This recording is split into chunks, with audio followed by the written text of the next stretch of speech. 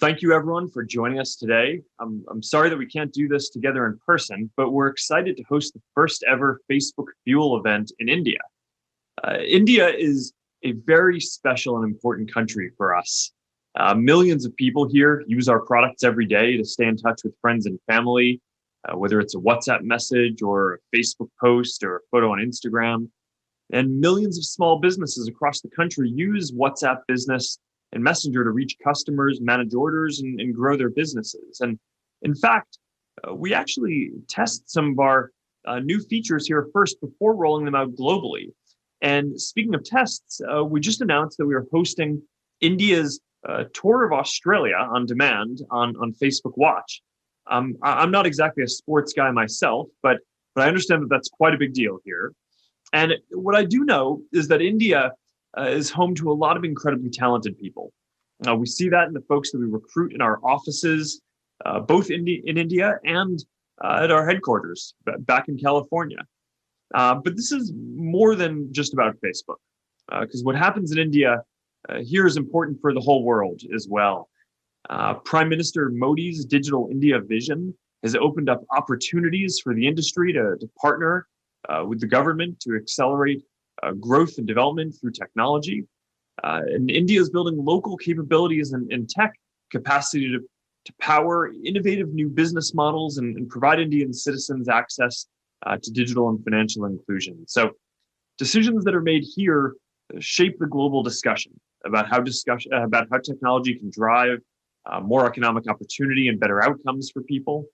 And a lot of Indian organizations are leading the way in using technology to build safer communities and more inclusive financial systems. And whether it's in social commerce or education or financial services, there is a lot of innovation that happens here.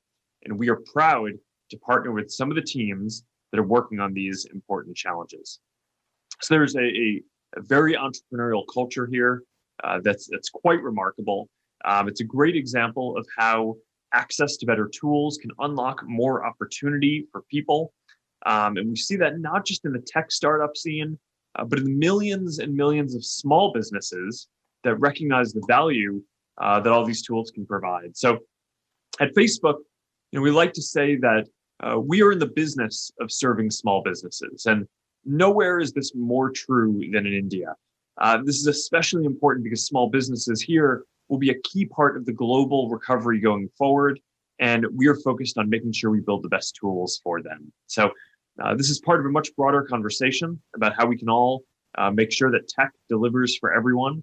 And that's one of the reasons why we wanted to partner with Jio, which has played such a key role in giving hundreds of millions of Indians access to the benefits of the internet, that everything that it can provide and fostering this entrepreneurial culture. And with that, I am really glad to welcome Mukesh Ambani, the chairman and managing director of Reliance Industries, to talk about where things stand in terms of the country's digital transformation and what we should expect in the years ahead. So Mukesh, thank you very much for being here. And let's get started. Mark, first of all, congratulations to you and your team for organizing this Facebook Fuel for India event. I'm sure this event will provide a lot of fuel of ideas to fire India's growth engine, as you just described. The most powerful idea that can propel India's growth is that young people can create great enterprises and new businesses.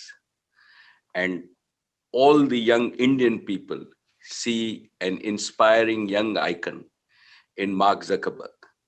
They are motivated when they see how in just 14 years, Facebook has become the face of a digitally connected India. So let me begin by conveying my best wishes to the success of your dreams for India, Indians, and small Indian businesses. Thank you. I appreciate that.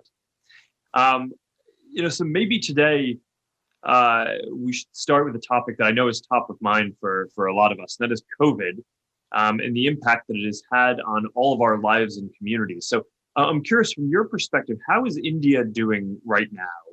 And when do you expect things are going to return to normal? And I know that Reliance has taken a number of big steps to help the community and help the country, and it's been a big year for you. So I'm curious to hear, how did your company adapt to help move forward in the midst of this pandemic? So the sheer magnitude of COVID-19 pandemic, like everybody else in the world, did startle all of us in India. But then I think it is not in India's DNA to be deterred by a crisis. I firmly believe that a crisis is too precious to be wasted. Every crisis presents an opportunity for new growth. And India has faced the COVID crisis with enormous resilience and resolve. Right? Prime Minister Modi has led India from the front. And while we are not as rich a country as some of our Western counterparts, being fiscally prudent, he has taken steps to take care of our vulnerable. We have given free food for right up to December of this year to over 800 million Indians. 200 million citizens in India getting direct cash transfer of 1,500 rupees in their bank account. That is the digitally connected India. And now we are ready at pretty much par with the world to roll out one of the largest vaccine programs in the first half of 21 under Prime Minister's leadership. We at Reliance and Reliance Foundation, right, have also taken steps.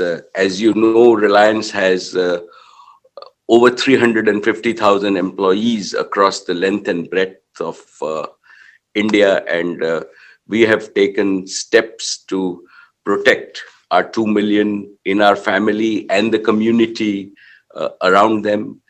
In Mumbai, we have built a hospital just dedicated to COVID. We have life sciences as part of our business, so we've tested up early on.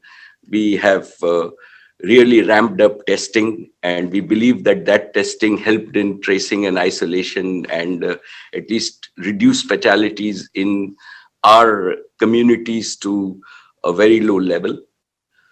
We have produced PPEs. We are in the textile business in Reliance, and India did not have. We used to import all our protective gear from the external world. In a matter of months, as Reliance, we produced 100,000 PPEs, and we are now exporters from India. And this happened during the COVID time. And most importantly, in the early days when we were a little stuck, we as the Reliance Foundation distributed 55 million, one of the largest meal distribution program for the vulnerable in all the states and villages. So we have played our part. And as far as Geo is concerned, right, we had our own dedicated team. And I could tell you that we had never imagined that we would all work from home. And the network traffic grew multiple percentage. And none of us stepped out, and we could maintain 99%, 0.99% availability, so that Indians could work from home, shop from home, study from home, remain connected to the rest of the world. You know, Mark, sometimes I wonder that if the pandemic had struck India just 4 or 5 years earlier, we would have not been in as good a shape as what we are today with all the connectivity we have. And the credit for that must go to our Prime Minister's Digital India vision, where he motivated the entire industry to roll out broadband in the first 5 years of his first term. And during the pandemic, India has attracted the largest foreign direct investment in its history. Mark, we have our own example of how Jio and Facebook concluded our partnership right in the middle of lockdown. Right? And let me tell you with utmost sincerity that we at Reliance and Jio immensely value our partnership with Facebook. Thank you for your faith in Jio. Thank you, Mark, for your faith in India. I have no hesitation in going on record that it is your investment that set the ball rolling, not only for Jio, but for the Indian FDI, which has been the largest ever in its history. And our partnership between Jio and Facebook will actually demonstrate that it is great for India, Indians, and small Indian businesses. And I believe, Mark, that our actions will speak louder than our words in the coming months and years. Thank you. So, one of the big opportunities that I see with this partnership, Facebook and Geo partnership, is the role that we can play together in supporting the millions of small businesses in India, especially now with the impact that COVID is having and accelerating the move that a lot of businesses have from physical storefronts to digital ones in this digital future. So I'm curious, what role do you see technology playing in this post-COVID world, especially as it relates to all of these small businesses that I know you share a passion with me that it is just critical that we serve them? Absolutely, Mark. And let me point out a very unique feature about our partnership. Perhaps not many people have understood this. Because before this partnership, right, I believe that each one of us was mainly a communication platform. Together, we now have become a value creation platform for our customers and small businesses. And I firmly believe that technology, with all the digitization steps that India has taken, will democratize wealth and value creation, right, for individuals and small businesses. And let me explain this very simply. WhatsApp has hundreds of millions of subscribers in India. Jio has hundreds of millions of subscribers in India. JioMart, which is our retail service, right, actually has the aspiration of serving tens of millions of small shopkeepers in India who are the bedrock of employment. So what does this mean? This means Jio brings digital connectivity. WhatsApp, now with WhatsApp Pay, brings digital interactivity and the ability to move to close transactions and create value. And JioMart brings the unmatched online and offline retail opportunity that gives our small shops, which exist in villages and small towns in India, a chance to digitize and be at par with anybody else in the world. To my mind, more wealth creation means more employment, more business. And we together and our platforms and the tools that we will provide to small businesses and to individual consumers, I believe will drive India to a 5 trillion economy and will make a much more equal India with more equal wealth growth at the bottom of the pyramid.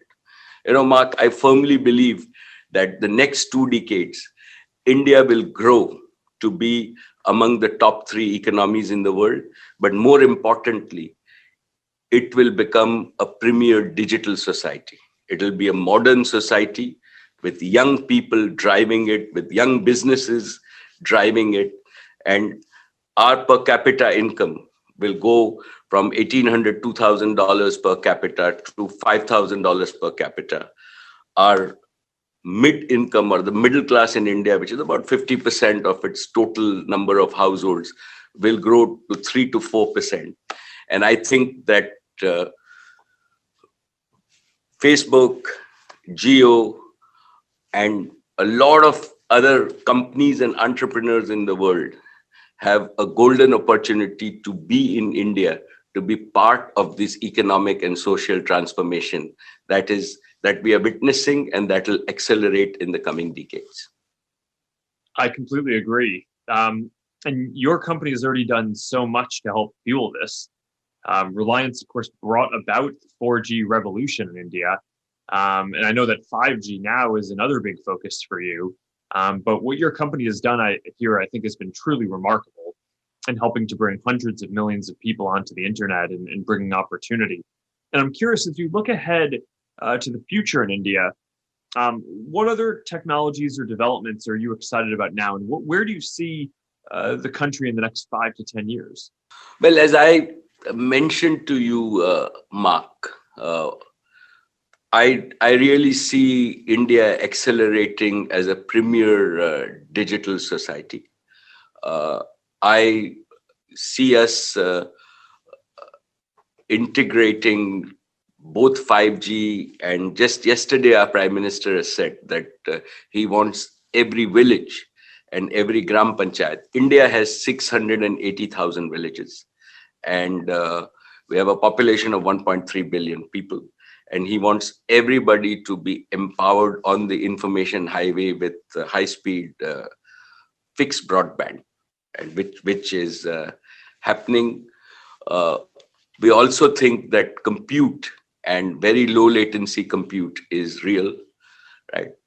I think that there is a great opportunity for really bringing education and healthcare with the second generation reforms that were done in the last 6 months, right? We have a unique opportunity in terms of, and as Geo, we are connecting all the 1.9 million schools in India and the 58,000 universities. At any point in time, we will have in the coming decades about 200 million children or young adults between the age of 3 and 18 in our education system. And I think that in a span of 10 years, right, we can set for ourselves an objective really to reskill India, and the talent that you talked about, right, can improve 10x, right? Today, you're just seeing the creamy layer, but that's what technology can do to really make a better India and a better world.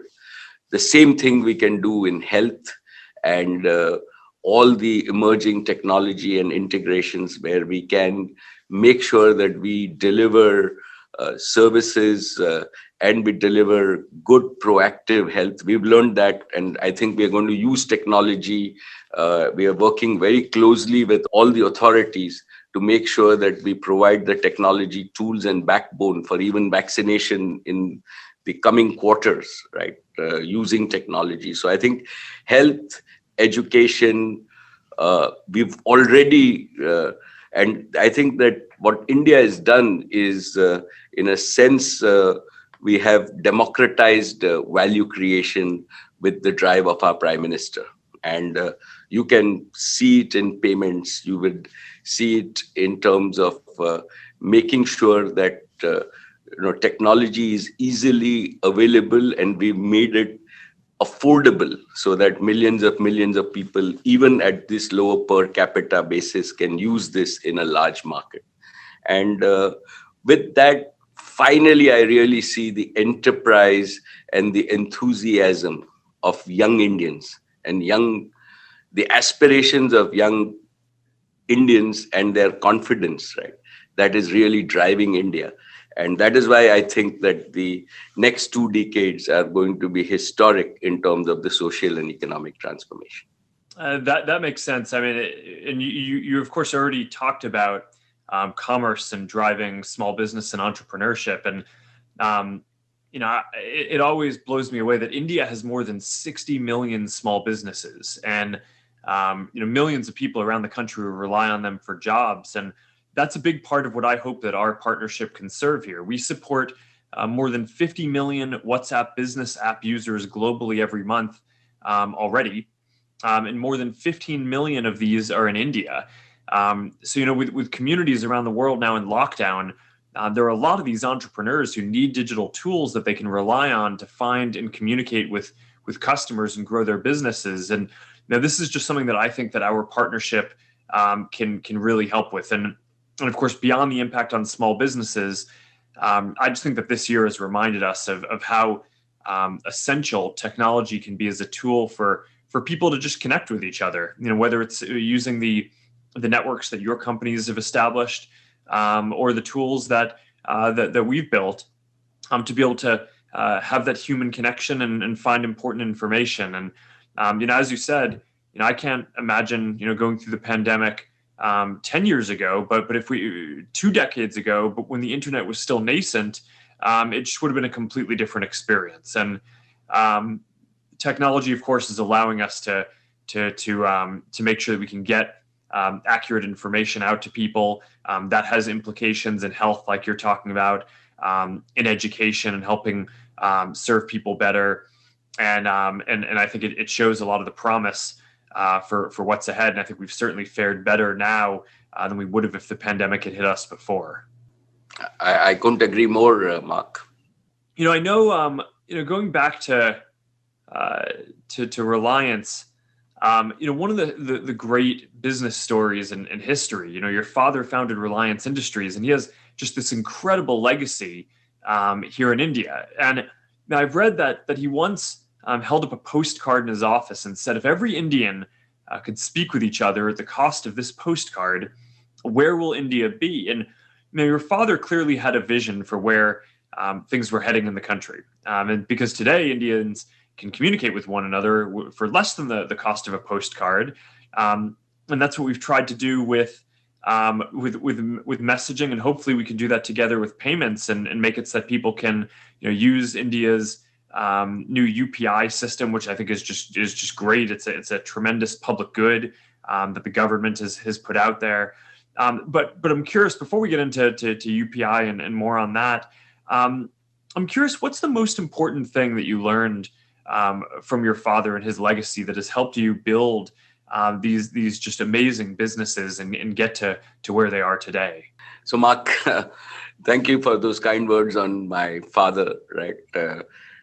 Just so that when he motivated us in 2000 in terms of saying, can you make voice at the cost of a postcard, right? In 2020, right? We're very proud that Geo has pioneered free voice. So all like 400 million people, and that's a tribute to his vision, are on our network have free voice. And as you said, my father was a son of a school teacher. Right? He came to Mumbai with just 1,000 rupees in 1960 and established Reliance with a belief that I will invest in businesses of the future and I will invest in talent. And for all the young people at Reliance and across India, I repeat, my learnings in terms of building Reliance, in terms of really 3 basic tenets, right? One is for entrepreneurs, it's important to have courage and self-belief. And there can be no better person to demonstrate that in the last couple of decades than you yourself, Mark. So, all of us believe that, we have to believe in ourselves, right? And all of us know as entrepreneurs that we don't succeed at the first attempt. And self-belief comes to you when you fail. And self-belief increases your confidence when you succeed. So courage and self-belief is something that I always tell entrepreneurs that remember that's important. The second piece that he started and he's instilled into all of us, right, is that while you succeed, it's important to always have empathy and creativity in everything that you do. And by empathy, I mean, put yourself in the other's shoe and make sure that how you make them feel is how you would want to feel. And, at Reliance, we do that at many levels now. We care for our employees, our investors, society, environment, and above all, national interest, India.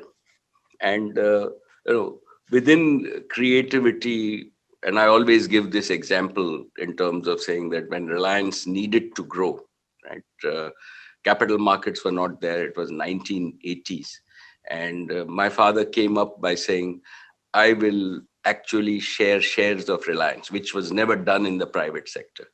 And in the 80s, right, the first AGM of Reliance was in a football ground, and we had 60,000 shareholders. So his, when you and I both do annual general meetings, and his GM in the 1980s for Reliance was in a football ground, and he said, my purpose is really to win investors' confidence. And that, and since then, like, there is, so creativity and empathy are critical as you go along. And the final thing that I have learned from my father is really the importance of relationship, trust, and loyalty. The whole of Reliance, right now, we're hundreds of thousands of people, is one big family. We're not related by birth, but we are really woven together by passion, purpose, and conviction.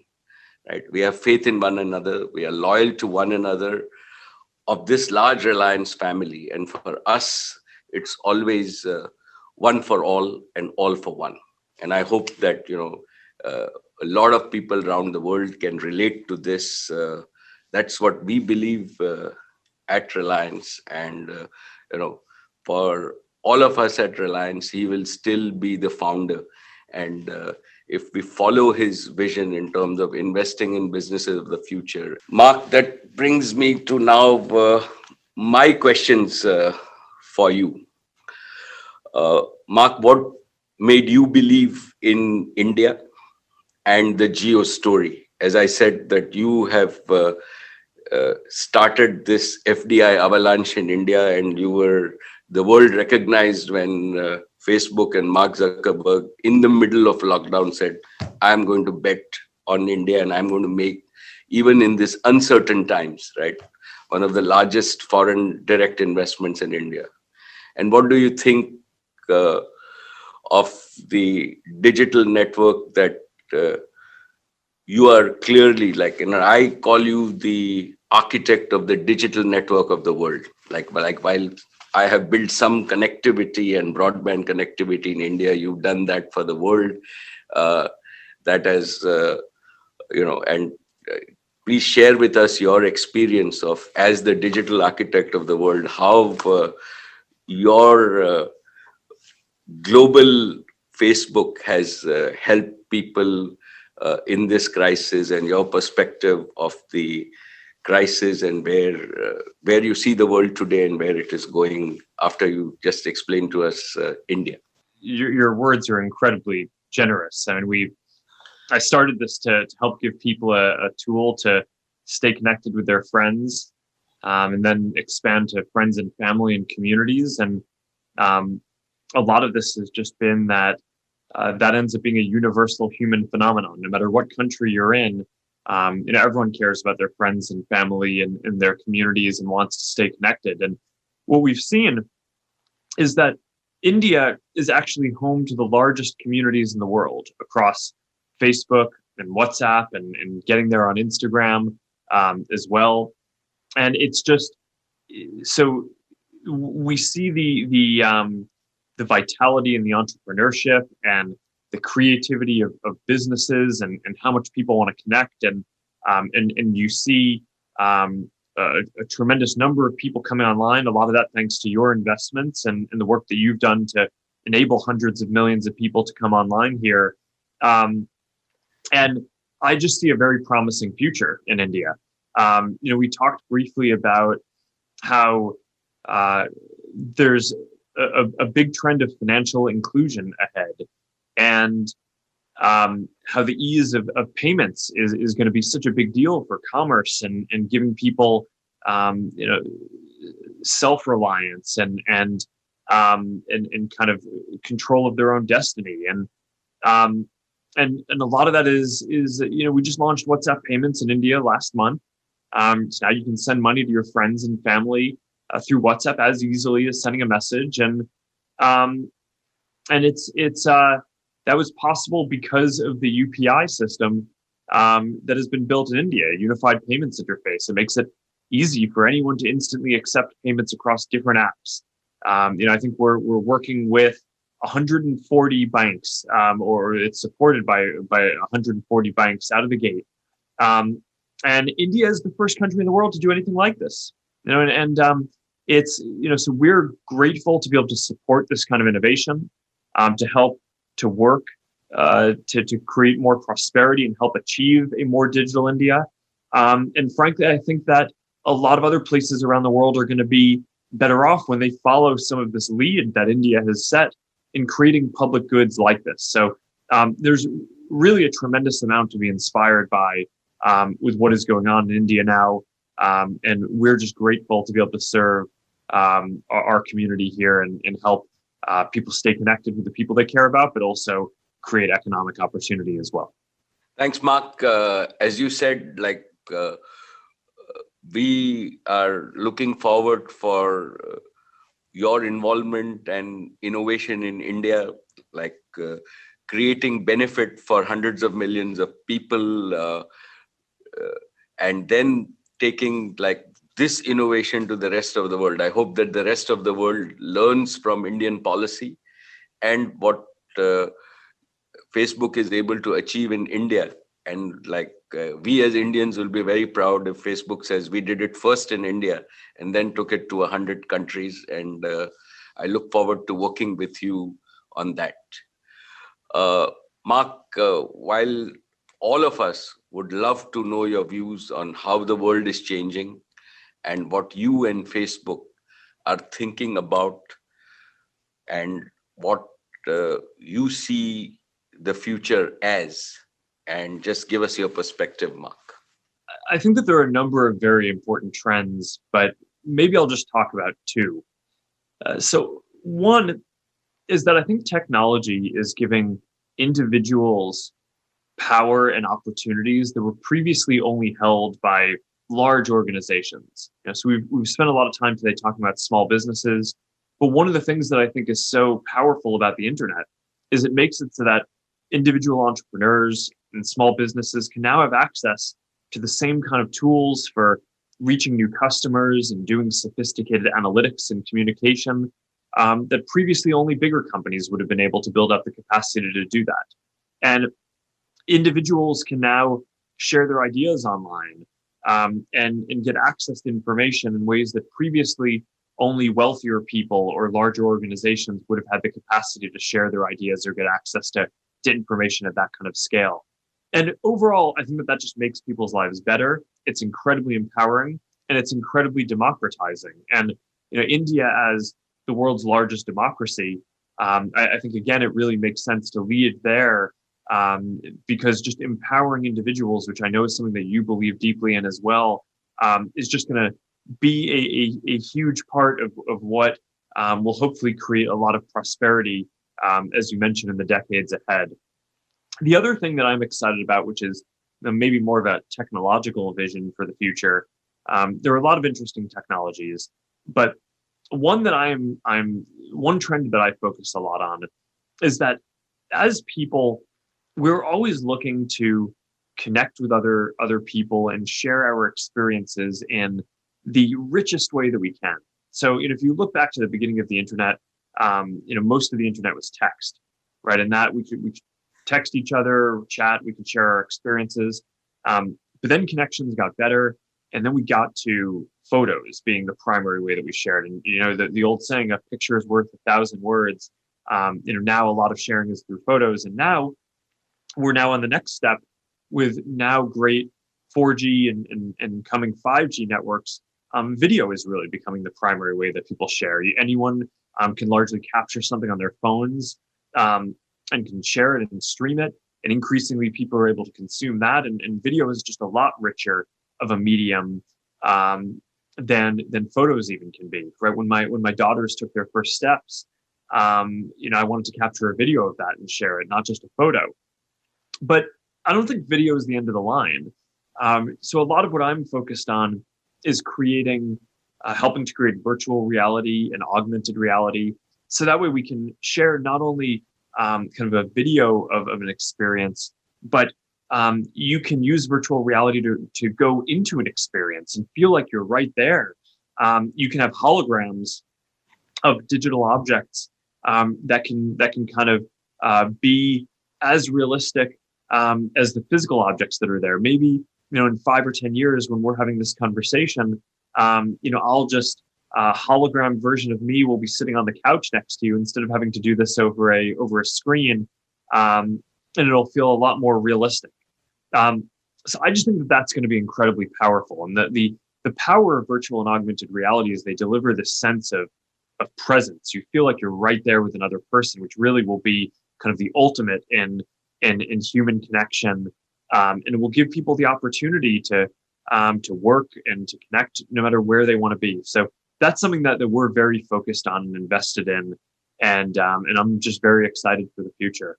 And on that note, let me maybe just wrap up and just say again how grateful I am for everything that you and your companies do, and for the partnership.